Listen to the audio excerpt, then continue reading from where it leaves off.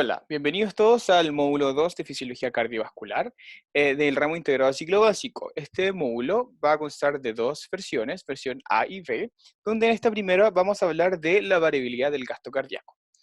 Cuando hablamos de gasto cardíaco, tenemos que primero conocer su definición, que está dada por la cantidad de volumen que eyecta o transmite el corazón en el periodo de un minuto. Este va a estar medido o regulado por la frecuencia cardíaca y el volumen expulsivo. Volumen expulsivo está por definición la cantidad de volumen de eyección que emite el corazón en un latido cercano a los 70 ml, y la frecuencia cardíaca es la cantidad de latidos que emite el corazón dada por la sístole y la diástole en el periodo de un minuto, que es cercano a 75-70 latidos por minuto. Esto nos da como resultado un gasto cardíaco en un paciente sano cercano a los 5 litros por minuto. Recuerden que este valor puede ir variando dependiendo si es que el sujeto se encuentra en una situación anómala, patológica o bajo situaciones de estrés, como la actividad física, etcétera. El volumen expulsivo va a depender de tres elementos que se conocen como precarga, poscarga e inotropismo, que vamos a ver más adelante, y la frecuencia cardíaca va a estar modificada por vectores cronótropos negativos o cronótropos positivos. Cuando hablamos del concepto cronótropo, estamos hablando, como bien dice su palabra, el concepto tiempo, por el cronos, ¿ya? Cuando un factor es cronótropo positivo, ya sea un medicamento cronótropo positivo o un efecto ambiental o situaciones fisiológicas que estimulan el cronótropo positivo, vamos a entender de que la frecuencia cardíaca aumenta, la cantidad de latidos en minutos aumenta, por ende da paso a la taquicardia. En el caso contrario, cronótropos negativos son factores entonces que van a promover la bradicardia. Estos sistemas regulados por el gasto cardíaco, o sea, que regulan el gasto cardíaco, van a estar también sometidos bajo los vectores del sistema nervioso autónomo, que va a estar dado por el sistema simpático, mediado por las catecolaminas, es decir, epinefrina y norepinefrina, ¿ya? O adrenalina y noradrenalina, ¿ya? Y van a estar estimulando receptores beta 1 adrenérgico, y que su efecto puede ser también disminuir la actividad parasimpática. Por el otro lado, el sistema parasimpático, mediado por la acetilcolina, va a acoplarse a receptores del tipo muscarínico, principalmente muscarínico tipo 2, y su resultado, por ejemplo, podría ser la bradicardia, y también, por otro lado, la disminución de la actividad simpática. Cuando hablamos de el sistema mediado por el volumen expulsivo, habíamos mencionado que este dependía de tres variables, dado por la postcarga, precarga e inotropismo. Primero, comenzando por la precarga está conocida como la tensión pasiva que desarrolla el miocardio ventricular antes de la sístole, es decir, durante el periodo de la diástole. Y por esto, la precarga va a estar determinada principalmente por el volumen diastólico final, que tiene un valor cercano a los 120 ml y ocurre en el periodo de llenado ventricular, ¿ya? Eh, es decir, que durante la diástole auricular, que ocurre en la cavidad superior al ventrículo, mientras ocurre esta sístole, la diástole del ventrículo, que ocurre abajo, da el paso al periodo de llenado. Y en este llenado, con los 120 ml, ocurre una tensión pasiva que habíamos dicho, que es lo que conocemos nosotros como precarga. ¿Cómo explicamos esta precarga mediante este gráfico? Si imaginamos que esta es la tensión que ocurre en el ventrículo izquierdo, por ejemplo, ya la tensión durante la contracción va a deberse o se va a relacionar directamente con la tensión que ocurre antes de la contracción. Es decir, mientras el ventrículo, por ejemplo, se está llenando con los 120 ml, la longitud del sarcómero pasa de ser normal al doble de lo que es normal, y eso genera cierto grado de estiramiento, tensión pasiva. Yo lo puedo explicar como que si se imaginaran un globo vacío, recién sacado de su bolsa, y lo llenamos con agua. ¿Qué ocurre con este globo? Se infla, se llena, imagínense con los 120 ml con que fuese de sangre del volumen diastólico final, y este estiramiento del globo, al estar acostumbrado a estar tan pequeño, genera cierta resistencia o tensión. ¿Qué pasa si yo dejo de echarle agua a este globo? El globo automáticamente va a generar un retroceso elástico que va a generar en la siguiente contracción, como acá en la imagen, en rojo, una contracción que genera una facilitación de un periodo de eyección. Esto hace de que, gracias a la tensión durante el llenado, el estiramiento que se genera mediante la tensión pasiva del llenado del volumen diastólico final me va a dar la tensión suficiente para que en la siguiente sístole o contracción el volumen eyectivo sea óptimo o mayor, ya a 70 ml. ¿Cómo se explica esto fisiológicamente hablando si tratamos de sacar este ejemplo del globo? Principalmente se da por la longitud sarcomérica a la cual está sometida este miocardio. Vemos en el gráfico de la derecha que el sarcómero tiene que tener cierto grado de proximidad para que la contracción sea óptima. En los casos A y D, la longitud es muy pequeña o muy grande y eso hace que los sitios de anclaje de actina y miosina no estén en ventaja mecánica óptima para generar una contracción muscular. Mientras que en el caso B y C, que es cercano a 2 a 2,5 micrómetros, es la longitud óptima para anclaje de los sitios de acción de actina y miosina que van a facilitar, por ende, una mayor contracción muscular. Esto explica que cierta tensión y grado de estiramiento nos van a facilitar, entre comillas, un grado de posicionamiento óptimo sarcomérico para facilitar, por ende, la siguiente sístole de una contracción efectiva. Ahora, si vemos un flujo de los procesos que nos van a facilitar este proceso de facilitación de la precarga, vamos a ver que, por ejemplo, si el volumen diastólico final aumenta, ya la longitud de las fibras, es decir, el estiramiento de estas fibras va a aumentar, por ende la tensión pasiva, que es lo que conocemos como precarga, también aumenta, y eso nos da mayor presión ventricular y por ende mayor volumen expulsivo. Ahora, este volumen diastólico final depende de un vector que conocemos nosotros como el retorno venoso. El retorno venoso es una de las características que tienen las funciones venosas, donde estas, por ejemplo, con método recordatorio, retienen o contienen cerca del 60-50% de la volemia. Volemia está definido como la cantidad de volumen que presenta el organismo, donde casi la mitad o un poco más se encuentra en este proceso venoso, no en las arterias. En ella entonces ocurre este retorno venoso, que es lo que nos facilita el volumen diastólico final, y también está modulada por el sistema nervioso simpático. Recuerden que cualquier elemento vaso que presente músculo liso puede ser regulado por el sistema nervioso simpático, es decir, nos va a facilitar la vasoconstricción, mientras que la vasodilatación no es por el parasimpático, porque el parasimpático no está en los vasos sanguíneos, sino que es mediado por el óxido nítrico y las prostaglandinas, ¿cierto? Eso es la clase anterior. Ahora, ¿qué elementos van a favorecer el retorno venoso? A la derecha presentamos un flujo de etapas y procesos que facilitan el retorno venoso, pero yo les voy a mencionar dos más relevantes. Una de ellas, por ejemplo, es la fuerza de gravedad. La fuerza de gravedad a nivel de extremidades superiores, por la gravedad, beneficia a la gravedad el descenso de la sangre hacia la vena cava superior para la aurícula derecha. Mientras que en la extremidad inferior la gravedad genera cierto factor negativo para favorecer el retorno venoso, y esto es regulado principalmente por las válvulas que presentan las venas, que nos van a facilitar la unidireccionalidad del retorno hacia la aurícula derecha gracias al ingreso de la vena cava inferior. ¿Ya? Y por otro lado tenemos la bomba torácico-abdominal, donde en el proceso de inspiración se va a favorecer el retorno venoso gracias a la presión negativa que ejerce la caja torácica durante el proceso de inspiración. Esta presión negativa genera un factor de succión que hace que la sangre ascienda hacia la aurícula derecha, mientras que en el periodo de expiración esta presión negativa disminuye, ¿ya? Y lo que hace que se genere cierto retroceso, ¿ya? Pero aún así ocurre en ese periodo también el retorno venoso. No es que durante la expiración la sangre se devuelva, sino que es menos negativo que lo negativo que ya es durante la inspiración. Ya y acá en el gráfico o en la imagen a la derecha podemos observar que la actividad simpática también favorece el retorno venoso, el bombeo de las musculaturas de las extremidades, tanto inferiores como superiores, también va a favorecer el retorno venoso hacia la aurícula derecha, el volumen sanguíneo también, mientras mayor volumen sanguíneo tengamos, mayor retorno venoso vamos a tener y mayor volumen diastólico final presentamos. En el caso contrario, si no tenemos volumen, es decir, por ejemplo, una hemorragia, menor volumen diastólico y menor volumen eyectivo. Y en el proceso de inspiración también habíamos dicho que era más beneficioso si es que lo comparamos con la expiración. Todo eso nos favorece el retorno venoso, mayor presión dentro del atrio, que en este caso va a ser el derecho, mayor volumen diastólico final y por ende mayor volumen expulsivo. Y como vemos acá, a mayor volumen expulsivo eyectivo, ¿qué pasa con el gasto cardíaco? Aumenta.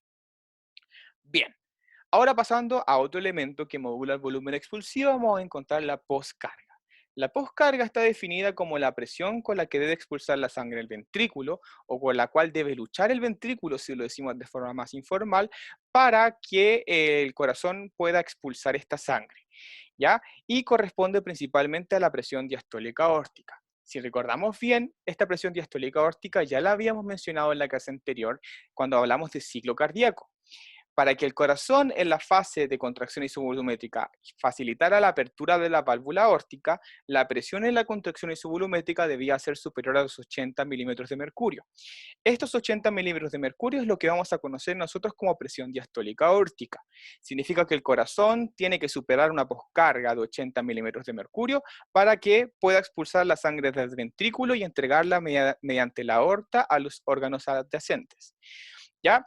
Ahora, esta poscarga entonces en definición es la fuerza que se opone a que el ventrículo expulse el volumen inyectivo óptimo. Es decir, que a mayor poscarga, es decir, a mayor resistencia de la aorta para que el ventrículo saque sangre, menor va a ser el volumen expulsivo y por ende si disminuye el volumen expulsivo va a disminuir también su gasto cardíaco. Vemos un gráfico aquí abajo entonces que explica, por ejemplo, el nivel de volumen eyectivo, volumen expulsivo, en relación a la presión diastólica al final, hacia la presión al final de la diástole del ventrículo izquierdo. En el caso A, vamos a ver, por ejemplo, que es cercano a los 70 el volumen expulsivo con una presión ya cercana a 8,7. Y si hacemos que la poscarga aumente, en un caso como en el caso B, la presión va a ser mucho mayor, es decir, se opone mayor resistencia y al mismo tiempo el volumen expulsivo disminuye de 70, por ejemplo, a 50, es decir, el corazón expulsó menor cantidad de volumen ya que la poscarga era mayor y había una fuerza mayor oponiéndose a que el ventrículo emitiera un volumen inyectivo. ¿Ya? Y en el caso contrario, si la poscarga disminuye, vamos a encontrar que el volumen inyectivo va a aumentar y el gasto cardíaco también va a aumentar. ¿Qué elementos podría, por ejemplo, limitarnos o generar un aumento de la poscarga? Podría ser, por ejemplo, factores como las catecolaminas. Recuerden que la aorta presenta músculo liso y habíamos dicho que cualquier elemento que presentara músculo liso podría generar vasoconstricción. Si aumenta la vasoconstricción de la aorta, genera mayor presión en la aorta, por ende la presión diastólica aórtica es mayor y la poscarga también sería mayor. Y al tener mayor poscarga, el ventrículo izquierdo debería hacer mucha más fuerza. Un poco más para que entiendan, si hace mayor fuerza el ventrículo izquierdo de manera constante, por ejemplo, un paciente que es hipertenso, el ventrículo izquierdo se puede hipertrofiar y puede ocurrir una hipertrofia del ventrículo izquierdo porque el ventrículo constantemente 24/7 está sometido a hacer grandes presiones para poder sacar volumen expulsivo óptimo para el sistema o los sistemas a los cuales quiere irrigar. Por otro lado, y finalmente, vamos a encontrar el inotropismo. El inotropismo se conoce como los cambios de fuerza de contracción, pero que son independientes de la longitud sarcomérica.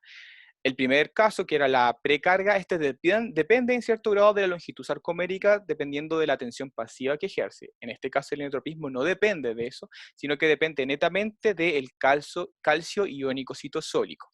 Este calcio iónico citosólico va a ser liberado gracias o no liberado, sino que va a ser recaptado gracias a la apertura de canales de dihidropiridina que vamos a ver acá, en esta imagen, ya gracias a los cambios de voltaje por el potencial de acción que sufre el túbulo T del miocardio. Este potencial de acción va a ser desencadenado principalmente por la acción de catecolaminas o sistema simpático, que vamos a ver más adelante. Entonces, este potencial de acción va a generar cambios en el voltaje de estos canales de dihidropiridina, o también conocidos como canales de calcio tipo L, que van a abrir sus compuertas y van a hacer ingresar calcio iónico citosólico.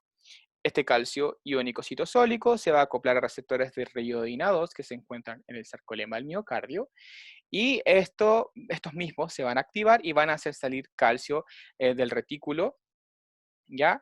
Eh, hacia el nivel o dentro del miocardio, ¿ya? Entonces el calcio iónico citosólico ingresa gracias a los canales de hidropiridina, los receptores de reiodina 2 saca el calcio retículo plasmático, ¿ya? Y sale este calcio y se acopla a los sitios de acción de actinimiosina, ya para la sístole. Terminada esta sístole, ocurre el periodo de diástole y de relajación, donde el calcio se desacopla y es recaptado nuevamente gracias al sistema de recaptación del cerca, que es un sistema de transporte activo primario, donde se ocupa ATP y es estabilizado gracias al fosfolambano, ¿ya? Y por otro lado también es recaptado y eliminado hacia el líquido extracelular o extracelular del miocardio gracias a un intercambiador sodio-calcio o N-calcio exchange, ¿ya? Que es regulado también por un transporte activo secundario antiport, ¿ya? O contratransporte y que es nivelado también por el consumo de ATP. En algunas imágenes también podemos observar que se encuentra la bomba sodio-potasio que también participa en la regulación de todo este sistema, ¿ya? ¿Qué es importante? Habíamos dicho que el neotropismo es mediado gracias a la concentración de calcio, gracias también a la liberación de catecolaminas o el sistema adrenérgico. Ahora, el calcio que se ocupa en todo este proceso de neotropismo es netamente el retículo del calcio del retículo endoplasmático, ya en un 80%, mientras que el 20% es parte del líquido extracelular, es decir, el que viene de la parte externa gracias a los receptores, a los canales de dihidropiridina. ¿Ya? Pero eso no le quita importancia, que el elemento más importante es el calcio anílico citosólico, porque este es el que desencadena todo el efecto inotrópico. Ahora explicando un poquito más cómo actúan las catecolaminas, entonces vamos a ver que la estimulación de receptores beta 1, que son receptores para las catecolaminas, van a generar mayor apertura de los canales de calcio tipo L, ya lo habíamos visto, de dihidropiridina. Esto genera mayor salida de calcio del retículo sarcoplásmico, receptores de riodina 2. La fosforilación entonces el fosfolambano y estimula también la activación del cerca, ¿ya? Y eso genera mayor recaptura del calcio, el retículo sarcoplásmico, mayor disponibilidad de calcio iónico para la siguiente sístole y mayor volumen expulsivo. ¿Ya? Y vamos a ver acá al lado entonces a la derecha, en el caso A es una contracción normal, ¿ya? Y en el caso B, que es el que más me importa, vamos a ver qué es los efectos de las catecolaminas en el inotropismo, es decir, la presión del ventrículo izquierdo, que se traduce en la capacidad de fuerza que puede hacer el ventrículo izquierdo. El inotropismo, gracias por las catecolaminas, aumenta en rojo, ¿ya? Es mayor. En el caso C es una situación anómala patológica de la insuficiencia cardíaca, que no es importante ahora entenderlo, pero para que vean que los efectos positivos de las catecolaminas favorecen el inotropismo positivo, que se puede decir en otras palabras. Favorece la capacidad contráctil. Ya terminando entonces, el último concepto que nos queda repasar es el intercambio gaseoso. El intercambio gaseoso ocurre a nivel de los capilares, habíamos dicho, y este intercambio, gracias a la difusión de los gases, ocurre gracias a dos fuerzas. Una que es mediada gracias a la filtración por la presión hidrostática y otra dada por la presión oncótica dada por la reabsorción. En la primera fase, cuando la sangre oxigenada ingresa a nivel de los capilares, dada por las arteriolas, esta entrega todos los nutrientes y elementos esenciales, oxígeno, a los tejidos adyacentes gracias al proceso de filtración dada por la presión hidrostática. ¿Qué ocurre? Hay estructuras de mayor tamaño, principalmente dadas por las proteínas, que no pueden traspasar esta barrera de filtración, haciendo que éstas se acumulen de manera ascendente a tal nivel que cuando nos acercamos al proceso o estructura de vénulas, las proteínas que no pudieron filtrarse generan una presión negativa contraria que es conocida como la presión oncótica. Esta presión oncótica, cercana al proceso de venas, hace que sea reabsorbido los elementos conocidos como desechos moleculares y desechos de los procesos metabólicos de los tejidos adyacentes, sumados a la difusión del CO2, los que nos va a favorecer el retorno de todos estos elementos a nivel de las venas para luego ser eliminados, por ejemplo, el proceso de exhalación o ventilación, si es que nos referimos al CO2. ¿Qué otro elemento importante también es mencionar en cuanto a las fuerzas que actúan a nivel de los capilares? Es que la filtración no es el 100% de lo que se reabsorbe. Un pequeño porcentaje se pierde, principalmente en el tejido linfático, ya que un proceso de filtración y ciertos nutrientes tienen que ser entregados también al proceso linfático, que actúa a nivel del sistema autoinmune o inmune. ¿Ya? Entonces, si queremos estimar cuál es la filtración total que presenta el organismo, principalmente es lo que se reabsorbe y un pequeño porcentaje que se va al sistema linfático, y según algunos textos es cercanos al 2%. Bueno, alumnos, terminamos entonces la primera sección, la sección A del módulo 2 de Fisiología Cardiovascular, y nos vemos en la siguiente sección.